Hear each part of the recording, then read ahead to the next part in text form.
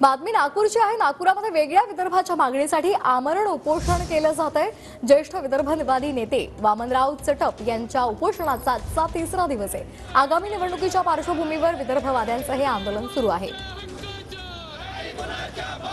स्वतंत्र विदर्भाच्या मागणीसाठी नागपुरातील संविधान चौकात आमरण उपोषण सुरू झालेलं आहे। आमरण उपोषणाचा आजचा तिसरा दिवस आहे। आपण बघू शकतो या ठिकाणी गेल्या 27 तारखेपासून ज्येष्ठ विदर्भवादी नेते वामनराव चटप, प्रकाश पोरे, अरुणभाऊ केदार आणि रंजनाताई मामर्डे हे 4 नेते जे आहे ते या ठिकाणी आमरण उपोषणाला बसलेले आहेत। स्वतंत्र विदर्भाच्या मागणीसाठी हे सगळे आंदोलन जे आहे ते सुरू आहे आणि देशात लोकसभा निवडणुकीचे वारे व्हायला लागलेले आहे। त्या पार्श्वभूमीवर नेत्यांना जाब विचारण्यासाठी हे आंदोलन जे आहे ते सुरू झालेलं आहे।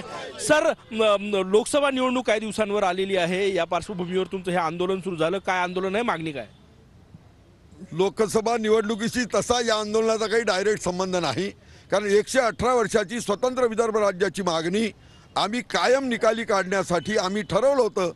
मिशन 2023 विदर्भ मिळो ओमदा, अभी नहीं तो कभी नहीं म्हणून आम्ही अंतिम टप्प्यातलं आंदोलन हे उपोषणाचं हत्यार आम्ही वापरलं आहे। 31 डिसेंबरपर्यंत केंद्र सरकारने आर्टिकल 3 प्रमाणे घटनेच्या विदर्भाचं स्वतंत्र राज्य तात्काळ निर्माण करावं, यासाठी ही आमची भूमिका आहे। कधीपर्यंत हे आमरण उपोषण? तुम्ही ज्येष्ठ नागरिक आहात, सगळे प्रकृतीची काळजी आम्ही 31 डिसेंबरपर्यंत सरकारला अल्टिमेटम दिला आहे।